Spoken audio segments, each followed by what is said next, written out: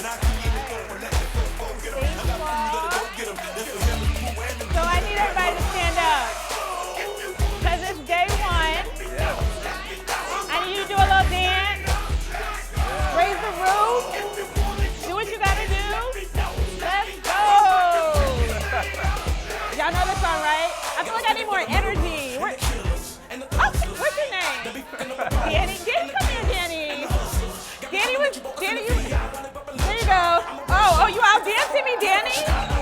I love it. All right, thank you all for humoring me. Thank you, Steven. Give a round of applause to Steven. Thank you all so much. Again, my name is Skye Idehen-Osunde. I'll be on stage, I'll be down here, I'll be walking throughout the crowd. But I'm so excited to be here today, really talking about the safety net, what it means to build psychological safety and credibility as a facilitator. Anyone need that? Right? A lot of us are internal facilitators, some of us are external facilitators and consultants, and so there needs to be an air of what it means to walk in this space with authority and own it. Okay, so that's what we're going to talk about today. One of the things I want to be able to do is just give you an opportunity to get to know folks at your table and in the space, and so we'll be doing a lot of interactive activities. And so I want us to kick off with an opener, which I like to call likes and dislikes. And what I would love for you to do is I want you to get up and find someone at a different table. Because you're going to be at your table a lot, all day, right? So I want you to be able to interact and get to know someone else in this space. It might also come with your bingo card, like take notes, right? Take it with you. But I want you to just introduce yourself, your name, your current role, what you're doing, what brought you here, and what you're hoping to get out of the session. And one thing I want you to share is what's one like and one dislike. So an example, which I'll share on the next slide when we come back, is one of my likes. I really love anime. Hey! Sailor Moon is my jam, okay? Inuyasha? Come on, we'll talk about it. So I love anime. So that's one of the things I love that you would just not assume to me. Like I've been to Comic-Con, like I just love anime, okay? And one of my dislikes is has anyone heard of triphobia? What's your name? Lily, what is that? Yeah. Triphobia, like a fear of holes, clusters. Anyone looking like an ant pile or like honeycomb or like speckle on the ceiling and you get goosebumps immediately and you gotta stop looking at it? Yeah, that's me. That's me. So that's one thing I just don't like. A lot of like clusters of things, right? It's not my thing. So what I want you to do is I want you to go ahead and stand up and find someone in a different part of the room and go ahead and follow the prompt. You'll have 5 minutes.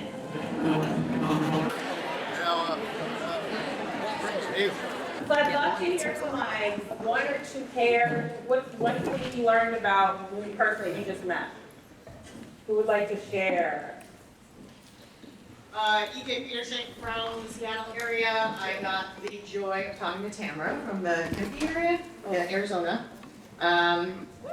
We were talking about, as Eric alluded to, the need for this skill set in the world more than ever, and by many names. And so we were actually talking about like ways that you can bring your acumen around facilitation to the political space, and maybe being a trusted advisor or consultant to some people in that sphere. You don't necessarily have to do everything, but like, you have some skills. So I'm pretty excited to see where Cameron's going to go with it. Just make sure. All right, send some work Cameron's way. All right, Yeah, they're like you're already in there.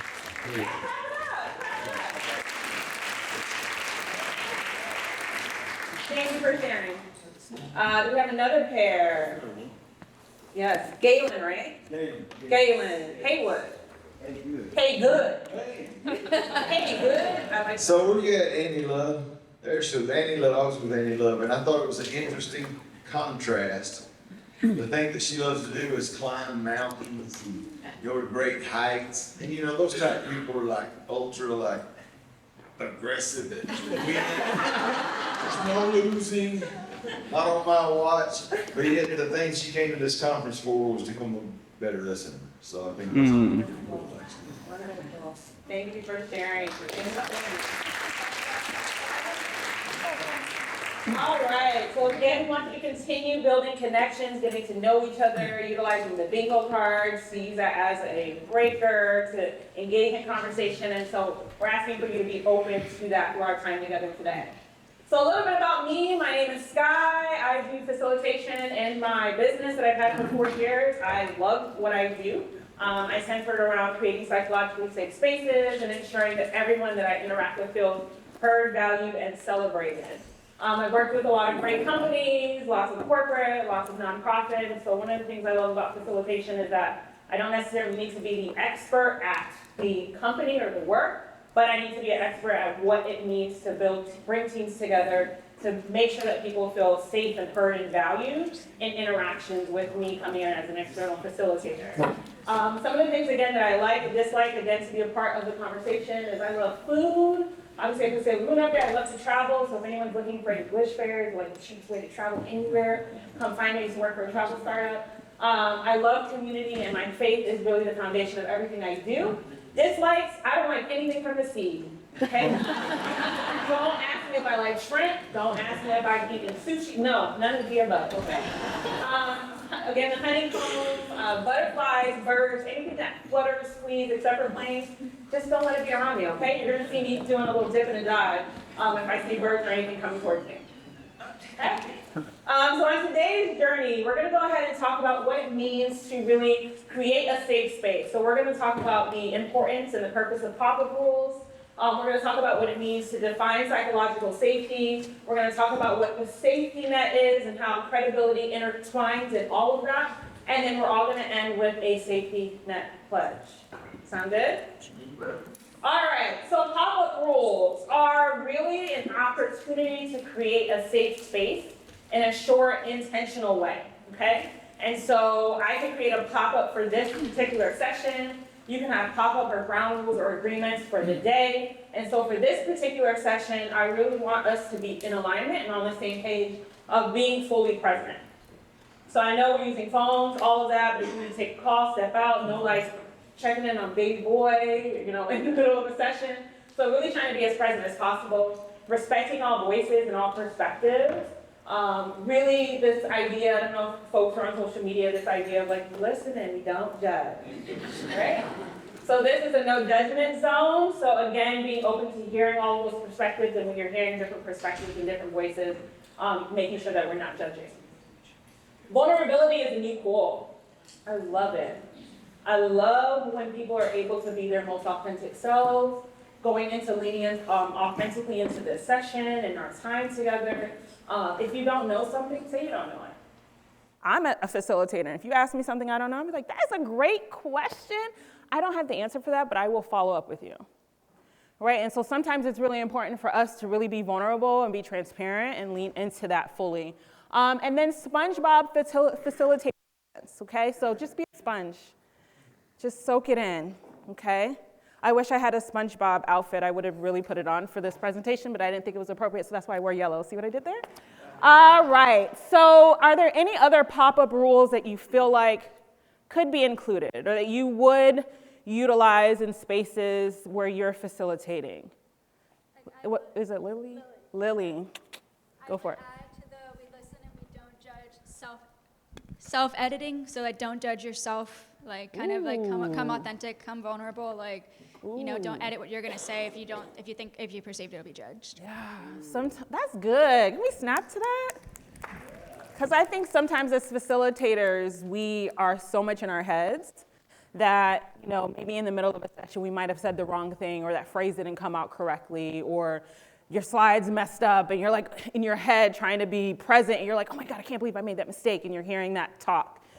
Throughout your time, right? And so we want to make sure that we're releasing that, right? And that we're leaning into, it is okay to make mistakes. It is okay to show humanity and humility in the way you show up as a presenter. That's how you connect, right? That aids in how you are building credibility. All right, so as we look at this really blurry picture, what do you see here? What do you see here? Look really close. If you squint your eyes, you can see it. What do you see here? Just shout it out. Frustration. Chaos. Conflict. Out of focus. Look, you see what I did there? I didn't do that on purpose, but I see how you came and saved me there. Thank you. Angst. Angst. Tell me about angst. I'm looking at that guy in the back there. He looks miserable. Just not having a good time. Not enjoying the time with this group. Just angst. If you look at it really closely, it kind of looks like Eric. I did that on purpose too. I saw the picture, I said, that's the one. What else are we seeing? Stand still. Laptop, stand still. Unengaged. Unused sticky notes. Overuse of sticky notes, right? What I hear? No facilitator. No eye contact. This is what it looked like after we traded Luka Doncic. I love it. So there's a lot that we're seeing in this, right? So as facilitators, in order for us to really come into a space and be credible and to create a safe space, we need to be able to really understand and curate what that space and energy feels like. We need to come in with our toolkit, which we'll do a few activities today to prepare you for what that looks like so we never get to a space like this. Because how deflating is it as a facilitator to look at a group and they're completely unengaged, or they're not really paying attention, or they're feeling the chaos in the space, right? It's not a good feeling, and then it goes back to that negative talk and like the self-defeating feeling of like I'm not meeting the expectations and I'm not getting closer to the outcome that I came here for. And so we want to move to a space, again, think of this as being blurry, of like, again, there's engagement, there's joy, going what Eric said, like we want joy in this space. What are some other things you see in this? Shared ideas. Sticky notes. Shared ideas. Feels effective. Effective. Effective listening, listening to each other. Smiling. Say it again. Smiling. Smiling. Eye contact. Eye contact, right? One conversation, collaboration, I heard that in the back, right? And so when we're effective at creating this safe space, when we're effective as coming in as the expert and being very credible and making sure that we're connecting with people in the room, and we come in with a plan and a structure, right, of what we're doing, how we're doing it, and how we're gonna move the group towards their outcome, you get this, right? And so we have to come in prepared. And so we'll talk a little bit more about why it's required to really understand what it means to bring in the safety net. So I want to bring up, I don't know if anyone's seen the Session Lab's report of facilitation. Anyone seen that? It's really good. I also, since I was like one of the 1,000 people who participated in it, because I just love facilitation. And the research in that is really good. So if you have not seen the Session Lab State of Facilitation report, it just came out like within the week. Feel free to look at that. So as Brene Brown says, who we are is how we lead. Who we are is how we lead. And it says I would stretch it further to say who we are is how we facilitate. So I don't want to get in the weeds because I also do a lot of diversity, equity, inclusion facilitation. But how we show up 100% dictates on how the room moves. So what are we bringing in? What are the biases that we're checking at the door? What is the knowledge that we're bringing into the space? How are we holding folks accountable to harmful behavior? It really boils down to how we operate outside of that facilitative space.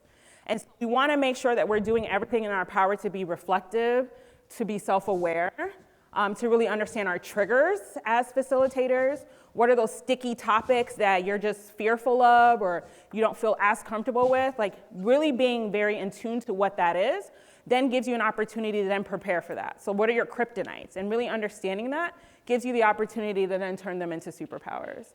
And so you need to really understand who you are as an individual. You shape the space. As an external facilitator, internal facilitator, they're looking to you for direction.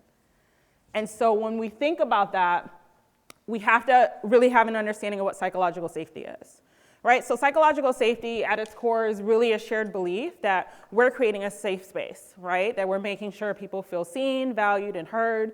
And we're doing it without judgment. You know, we're creating space for risk-taking.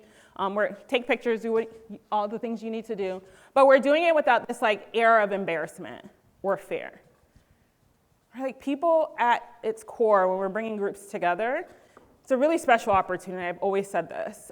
When you go home to your dinner tables, when you go home to family holidays, gatherings, you're likely not having really diverse conversations. And so when you have an opportunity to be in workspaces or in opportunities like this where you're voluntarily coming in, it gives you an opportunity to stretch, to practice, to understand and hear different perspectives, right? And so the more you're able to place yourself in these spaces, the more you're going to be able to pick up the tools necessary to then inherently create those psychologically safe spaces. But again, it starts with you. If you're not a safe person, you're not going to be able to create a safe space. Okay?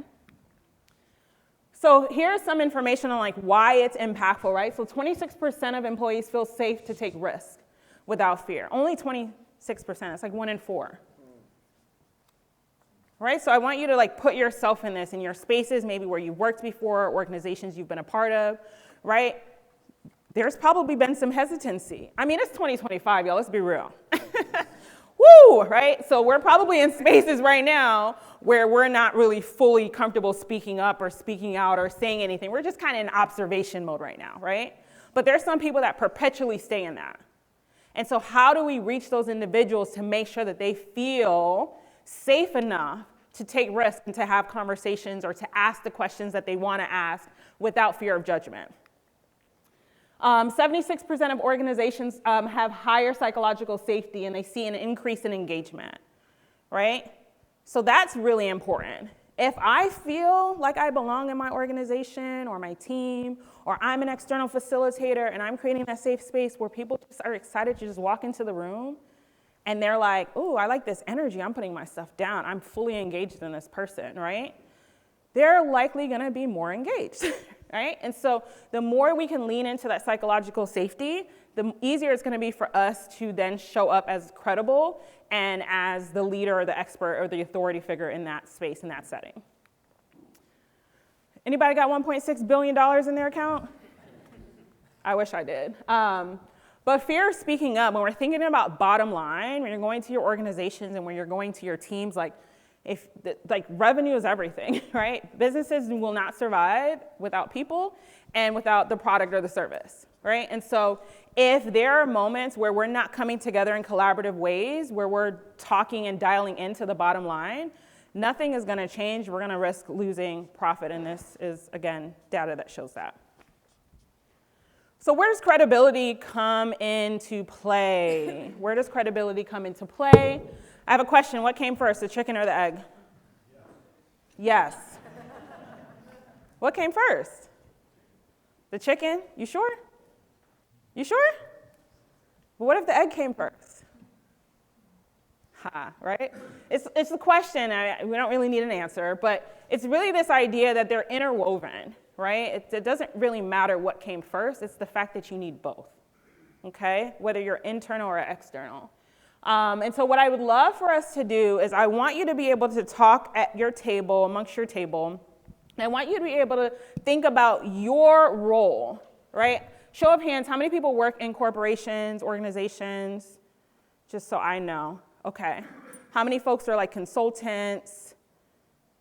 Cool, cool. How many people are kind of like, I'm trying to figure it out? Okay. All right. Anybody just start like consulting? Okay, clap it up. Okay. Anybody get a promotion to do more facilitation at work? Okay, clap it up. We gotta go both sides, right? But what I want you to do is I want you to have table talk. And I, again, want you to have toolkits that you can utilize. And so a lot of these activities that I'm gonna do, I'm gonna give you alternatives. And so you're able to maybe do a 1, 2, 4 all structure, or a TRIZ, which is a liberating structure. I don't know if folks who know that, but a 1, 2, 4 all is that you have solo time, paired time, and 4 people kind of go into a small group, and then you have group discussion, and that's timed. And that allows for diverse perspectives. It gives you time to have some solo thoughts, so you're going to the group prepared with some ideas. And TRIZ really talks about this idea of like, what's the worst possible thing that you can do as a facilitator to like hinder psychological safety? Right? So it's like you could be talking to me and be like, hey, stop talking. I'm like, oh my God, no one else is gonna talk after that, right? That's like the worst thing you can do as a facilitator. So those are some examples of things you can do. But for our time together right now, I'd love for you to take about a minute to really do some self-reflection of what are some small actions you can take to strengthen psychological safety while also building credibility in your work, in your role. What are some things that you can do, that you want to do, you have a desire to do in your role? And while we do that, Steven's going to play a little light music, and then we're going to transition into table discussion for about 4 minutes. So I'll let you know when we transition for that, okay? So your minute starts now.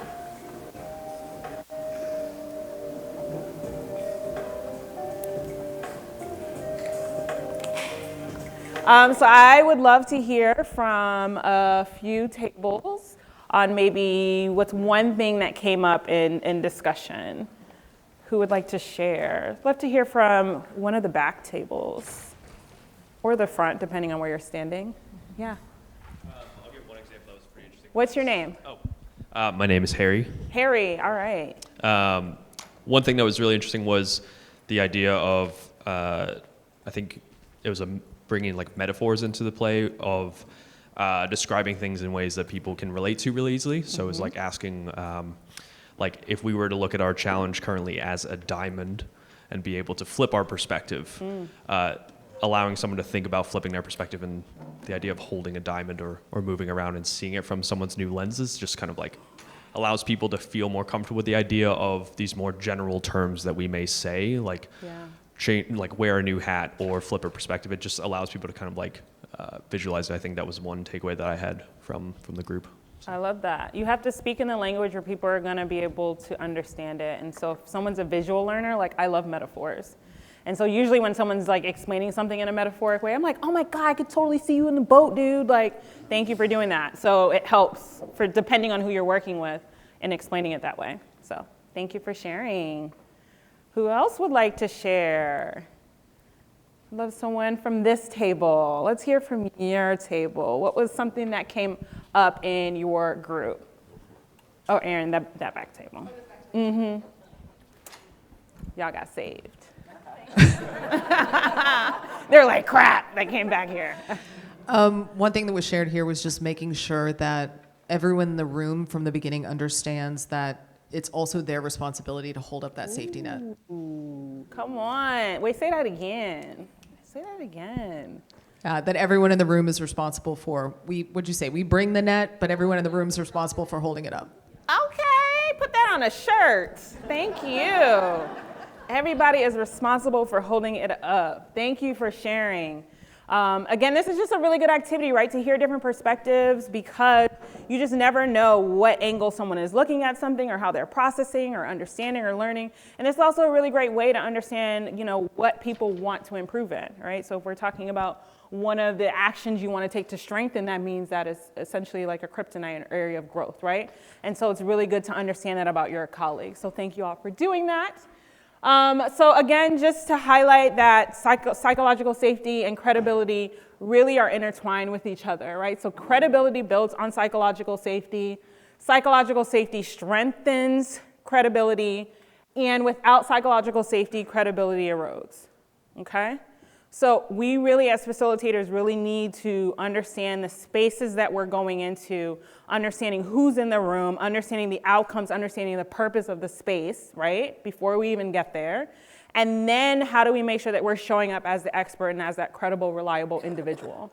And so I want us to really talk about what it is to have the safety net in action. And that really talks about how do we prepare, right? How do we prepare the net? And so when we're thinking about preparing for the net, there's so many different ways to think about that, but it's like all of the things you want to do before you go to the session, right? And using partners and technology and people to really understand what you're walking into. And so it's good to learn about the group's climate. So you can do that by doing surveys, one-on-one interviews, really understanding why am I here, right? Especially as an external facilitator. What are your pain points, right? Why did you reach out to me? What are you looking to do? What are you looking to change? So really understanding their pain points, the climates, the challenges that they're currently going through as an organization, as a team, as a group. It's so important because then you know what they're challenged with, and then you can come in with the solution. okay? You want to establish ground rules that promote inclusivity and trust, going back to those pop-up rules. A really great way that I've seen it is like if you already have established teams or established groups, you're like, well, how do I do that? We've been meeting for a year already, right? It's time to have a reset. Hey guys, again, went to this really great opportunity and I learned a lot about facilitation and I'd love for us to do a reset as a team. And so one of the things I'd like for us to do is reestablish our purpose, why we're meeting, why we're getting together. And I'd also like to reestablish what it means to meet in a safe way. And so I'd like to reestablish collaboratively as a team, as a group, what are some ground rules that are going to ensure safety, that's going to ensure we feel valued as a team, that's going to ensure that we're learning together and we're not working in silos. Like whatever that pain point is, the more you know, the more you can then curate what those ground rules or those pop-up rules that it's going to satisfy and serve the group that you're working with. And so the more you know before, the better. And lastly, it's designing activities that encourage both divergence, so like opening up the conversation and then moving into that zone where you're just like collecting as much information as possible, but then bringing the group together towards decisive action. There's no way you're going to move a group towards decisive action if you do not know what their pain points are and why they're even meeting. And there's sometimes you don't even need to meet. That's a whole nother conversation. But really understanding what that purpose is and knowing that information before you step into the room or before you go into that Zoom or Microsoft Teams or whatever that platform is, the more you know, the better. Everybody with me? Awesome. Next is really how do we strengthen the net, right? So like what does that look like during the interaction, during the session? Start with low stakes participation. So like the likes and dislikes, those openers, the bingo, like this is a great passive, I love passive programming, right? So like this is passive programming. You don't necessarily have to have any lifting of this. It's on the group, right? So you create the ground rule that says, hey, like I want you to be fully invested in this opportunity, this program. Take advantage of the bingo card so you can meet however many boxes here are people, right? And so that gives you an opportunity to have some passive programming. One activity that I love to do, which I've shared with a few in this room, is when I do full day workshops, during lunch, there's always programming going on. I don't just let them like hang out and hibernate. No, we're not doing that. So I like to do intentional interactions. And so just a simple list of questions that are specific to the group I'm working with. But sometimes people are awkward, especially if the group doesn't know each other. Like they want to not be programmed to the entire day, but there's moments where you can have some interactive or passive programming like this, or having a list of questions. Douglas gave us like a box of cards yesterday of like deeper talk, like cards that you can bring in. So there's a lot of things you can do, again, to create that connection that allows for people to feel safe with one another. The more I feel connected, the more safe I feel with you. And as a facilitator coming in, whether I'm internal or external, I'm bringing these resources to you. And as the group starts to build that space, guess who they're going to attribute that to? Because they probably weren't doing it before. And they're going to look at you as a facilitator like, thank you so much for being the solve to what's been happening with our team, which again builds credibility. Next, you want to monitor, it comes easier for some folks, right, that intuitiveness of like when the group shifts in energy. Right? Or it's like, ooh, somebody just said a crazy comment, and then you saw all the faces kind of shift over here, right? And so sometimes you have to pause as a facilitator to call out, speak to, address in a very nice and inclusive way what just happened in the space. So it might be, ooh, that was a really complex question you just asked, and I felt like the group shifted. Are there other thoughts around that question, right? Or wow, I didn't realize your company is going through layoffs right now and it feels heavy in the room now that we're talking about goal setting. Tell me what's going on for the group. And this is real life examples, right? I've done that and then, well, we don't want to talk about goals. We don't know if we're going to be here next week. And I'm like, that's valid. Let's talk about it. Now let's figure out how we can make some goals for the organization, but also for you personally in the event that you are transitioning. How are you going to be ready? Right? And so the more you know about what's going on in the space, the more comfortable you are in really pulling those things out, the easier it's going to be for you throughout the session to continue to navigate and adapt to what's happening in the space and in the room. And lastly, I want you to be able to use nonverbal cues that goes back into that intuitiveness and verbal affirmations to really reinforce psychological safety. So shout outs to Kat, who's gonna be doing a presentation. Kat, wave to the folks. She's gonna be doing a presentation tomorrow around like nonverbal communication and listening. But it's really important for us to really understand that and to strengthen that muscle and that skill set, because a lot happens between the lines in sessions, the little looks that happen, or you have an executive that walks into the room and everyone sits up, right? Like, oh, the CEO walked in, right? And no one now is being authentic and everyone's being politically correct. And so I'm the facilitator. I'm gonna be like, hey, CEO, thank you so much for coming and supporting, but I need you to go. Because I need this room to move towards decisive decision-making without the power dynamic influence that just popped up, right? And so sometimes we really need to understand what that looks like. And as people are, one of the things I also like to say too is like, as you're presenting, be mindful of how you engage with the group.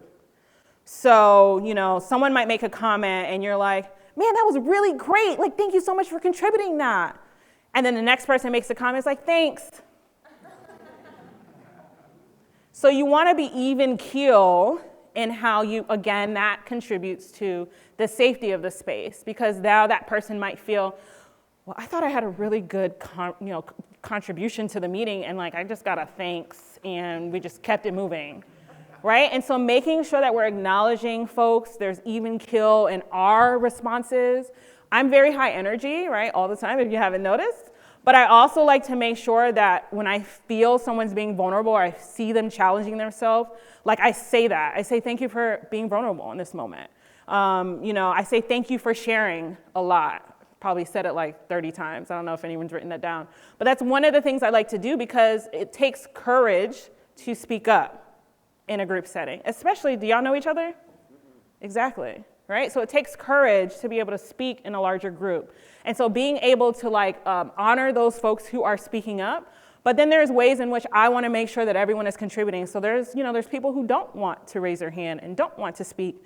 And so that's why there's intentionality in making sure that you're paired up or you're partnered up and that you're at least meeting one or two new people in this space before you leave in a session, right? So there's intentionality behind how you make sure people feel supported, seen, and valued in and during the session. Good? All right. So one of the things I want to do, because we'll talk about how we close the session, but I just want to pop in an activity that you can do during a session that really helps to build credibility and really helps to build that safety. And so I like to call it the net of support. And it's kind of like the trust the line activity. Anyone ever do the trust the line activity? Yeah. So what I'm going to do is I'm going to ask you a series of questions that refer to psychological safety and credibility. And I want you to take note of, folks who are standing up in some of the questions that I'm going to ask. I want you to make eye contact. I want you to be really aware. This is like where that somatic stuff comes in. That's a lot of layers to facilitation, right? Like, how is your body responding in some of the questions that I ask, right? Is there hesitancy in even standing up? Because that also alludes to that vulnerability piece, right? Like, how are you challenging yourself to step out of your comfort zone? Okay? Again, we listen and we don't judge. There's no judgment here, okay? I'm not also going to ask really scary questions because I feel like that's what I'm prompting. I promise you I'm not. We're going to keep it very light here, but in your groups as you're building, right? So I've had to do lemon squeeze conversations and lemon squeeze moments. And anyone ever have a lemon squeeze with the team? No one knows what that is? Okay, this is like I used to work in higher ed. So it is when you have the lemon is just so bitter. Like everybody is just salty, bitter, everybody's being mean and nasty. And so we gotta squeeze the lemon and turn it into lemonade because we gotta move on, right? Like I have stories for days. I used to work at Temple University as a resident director. I had 25 RAs. I had 5,600 first-year students, and I was a complex director.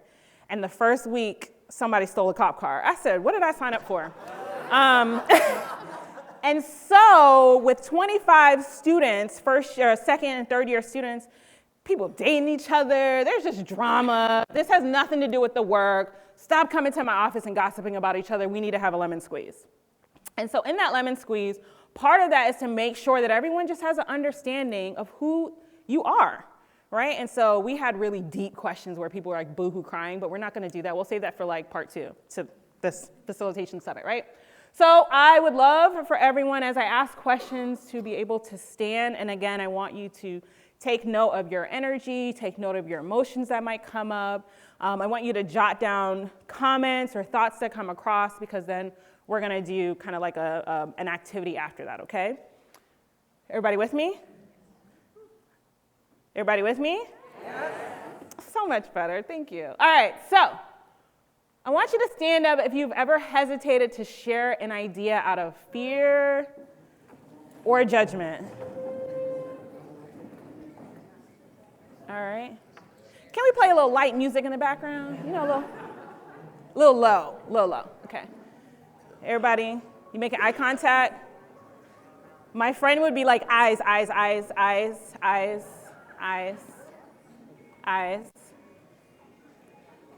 Okay.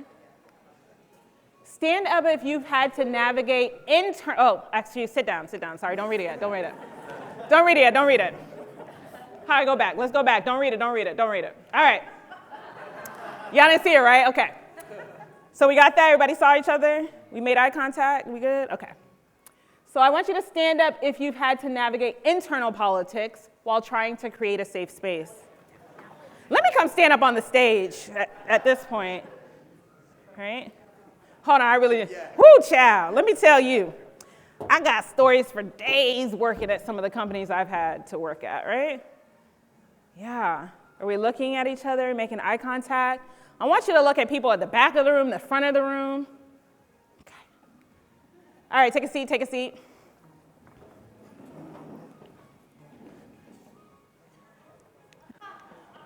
Oh, my Lanta. All right.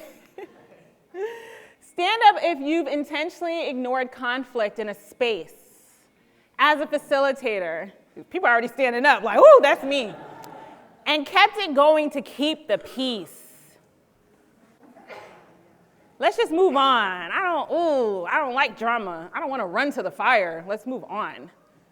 Okay. Making eye contact. Again, I want you to think of what memories are popping up for you, what emotion is coming up for you, what time are you going back? Someone's like clutching their chest like, oh, Lord. Okay. All right, have a seat.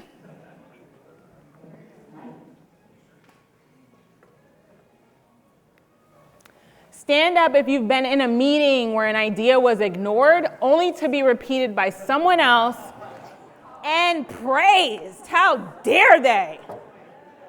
Are you kidding me? I just said that 32 seconds ago. All right. Make eye contact. You can't keep looking at the same person, y'all. Can't keep looking at the same person. All right, take a seat.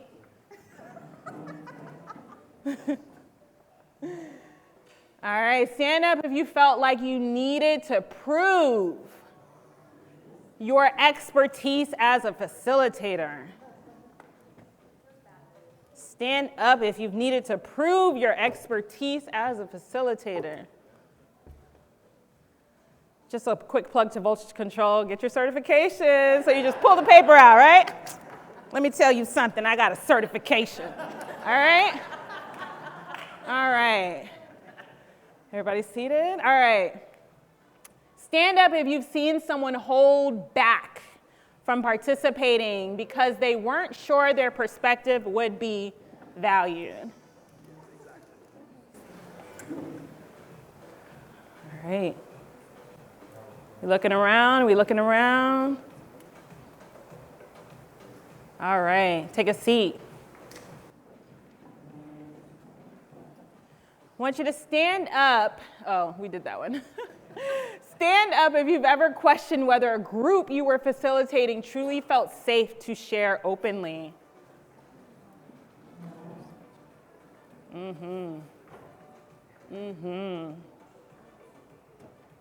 Yeah.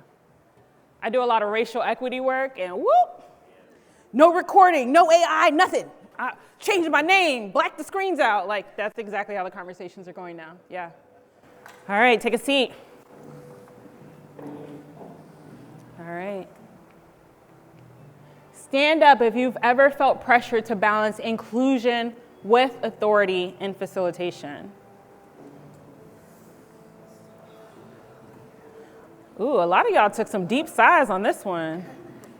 Okay. Write down how you're feeling. Write down whatever just popped up for you. All right, take a seat.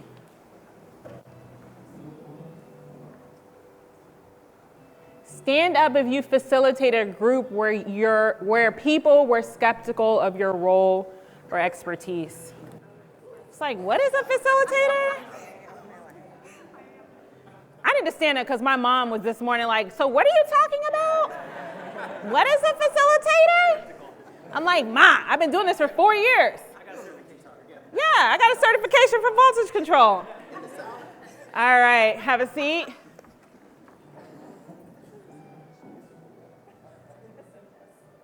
Stand up if you've had to win over a tough group, gain their trust.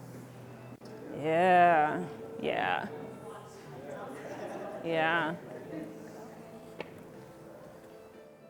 Ooh, we got a lot of last. Anybody else want to stand up? Any last? All right.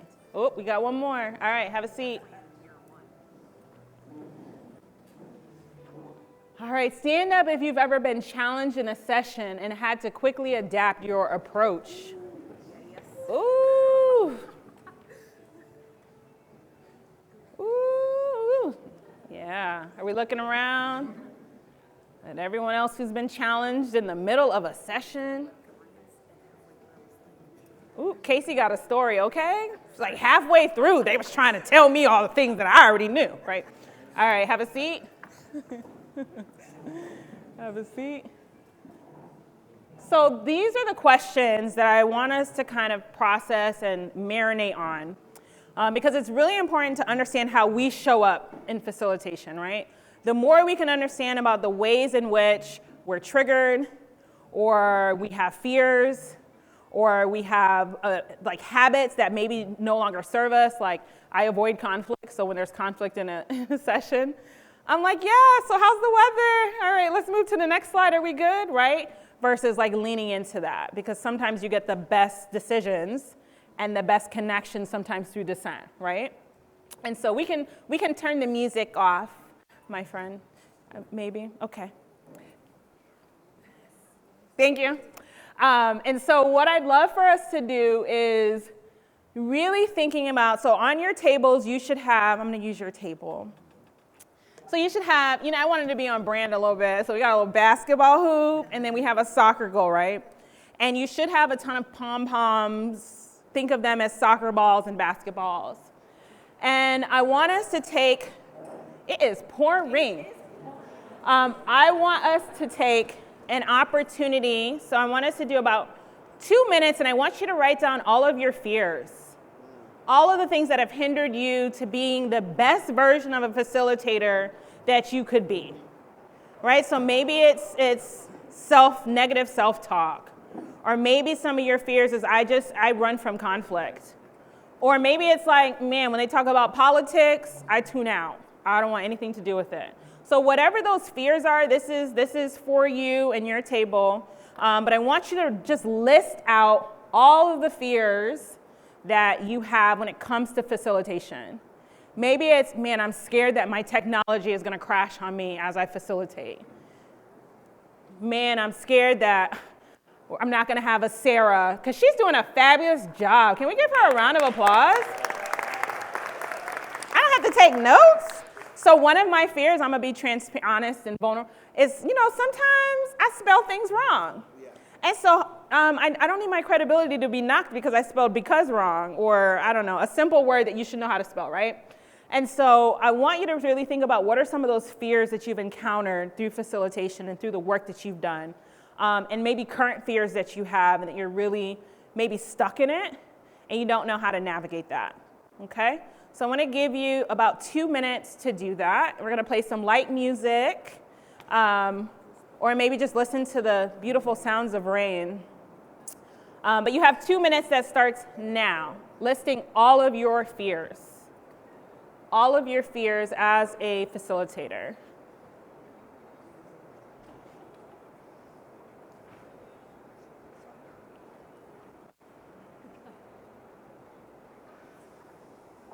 I'd love for you to move throughout the space, and I want you to find 2 other partners.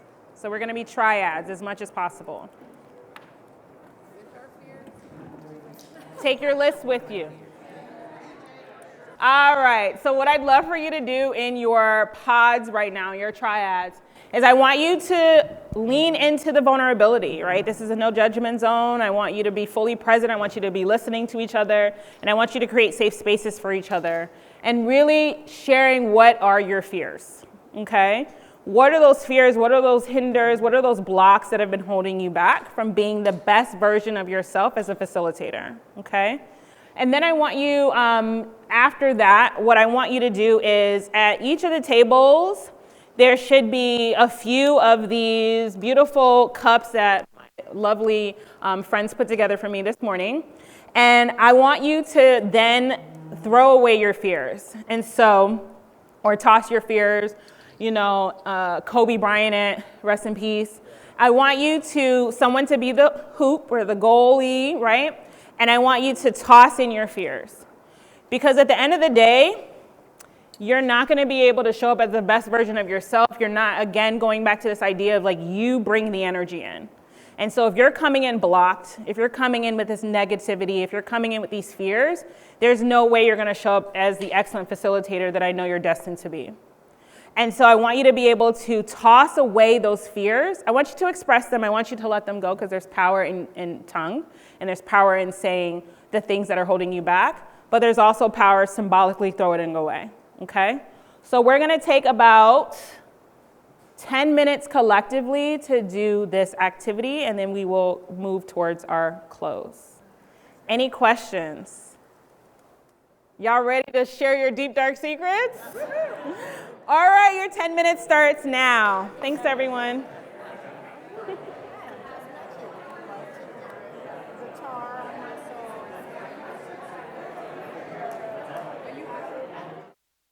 All right, if you haven't already, start to toss your fears.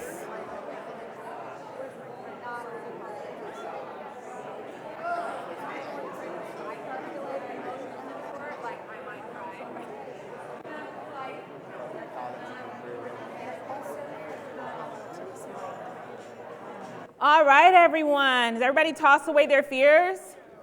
Anyone feel lighter? Anyone feel like they're going to the NBA or to play professional soccer? Anybody? Thank you all so much for doing that. I walked around and I heard some really great conversations. Thank you for leaning into that vulnerability and really trusting those that you were interacting with today. So with that, just give a round of applause, like literally round of applause. Thank you for doing that. And so what I want us to do is I want you to spend, because we did the activity, but I'm always the facilitator to make sure we're doing some self-reflection.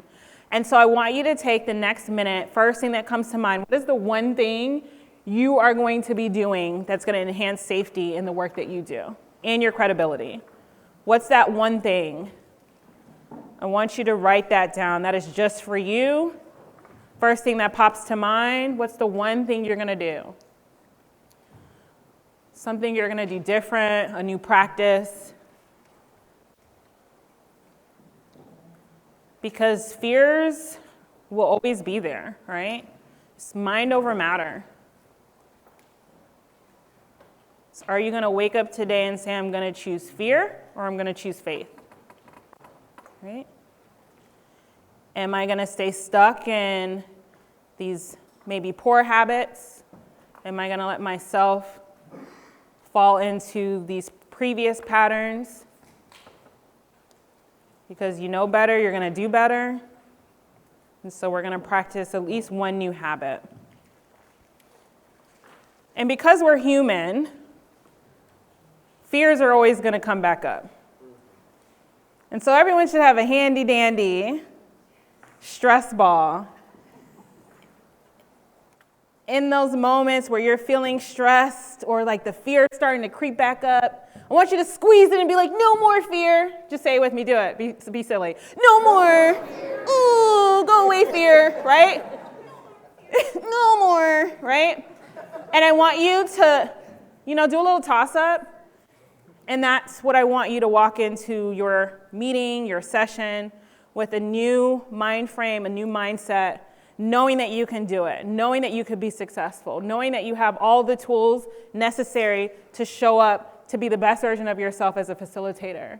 And one of the things that I want us to do, right, because that's an activity that we can do during, but like, what does it look like when we're closing the session, right? And part of it is sometimes you need to have Landy, who's in our facilitation program, and her name is Landy. So I was like, how do we land the plane, right? So like, how do we land and close the session? Meaning, how are we going to make sure that people are reflecting on what they've learned? Like, we're not coming together for 90 minutes or a full day, and you're not leaving with anything. So we need to take a moment of self-reflection and workshop time to really walk away with what's something you're going to do different. What's something that inspired you? What's something you learned from someone that you interacted with in this session, right? And so it's really important as a facilitator that we're always moving towards close. We're always moving towards what are the next steps, what are the decisions that were made, and then we're using tools to capture that. Because we all know what happens when we leave a meeting. If it's not on the calendar, if there's not a follow-up, like people just forget and there's no action, right? So we always want to make sure that that happens. And that follows up with the following up, right? So as a facilitator, as the leader of the meeting, as the convener, we want to make sure that there is some sort of follow-up, whether it's a thank you email or a thank you note for coming, shaking hands, making sure that you speak to everyone and have authentic relationship and conversation. It's my desire in session, right, to kind of listen to as many conversations as possible, to be as present even throughout your experience. But we want to make sure that we're closing that, still maintaining those relationships. And one way is really just to send a thank you note for being a part of this. And then again, it's lastly ending with commitments. And so we already have the one thing that we're going to do. And so when you're closing out a session, making sure that there's some sort of commitment to action that people are taking, or a call to action that people are taking once leaving that session. So with that, I want us to close with the safety net pledge. I'm not going to do a pledge of allegiance. There's no flag. It's 2025. We're not doing all that. But what I would love for you to do is I'd love for you to stand up with energy as we come to a close with our session.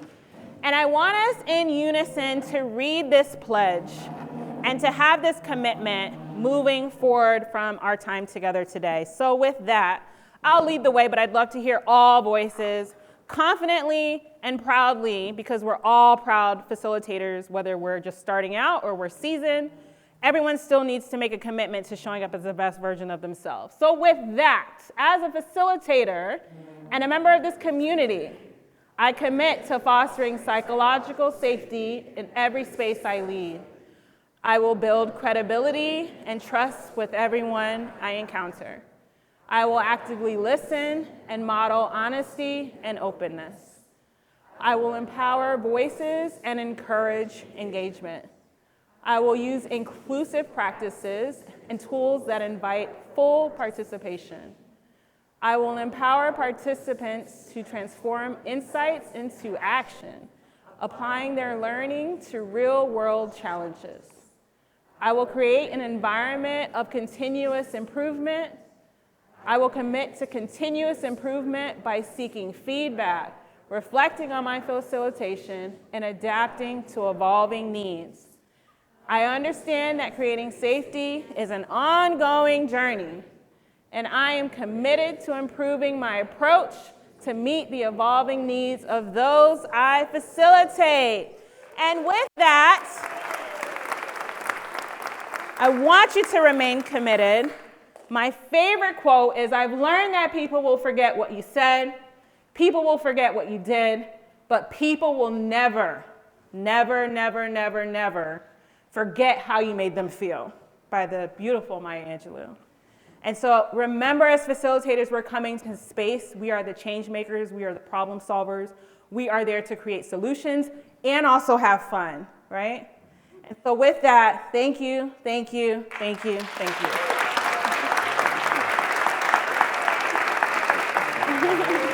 Great job.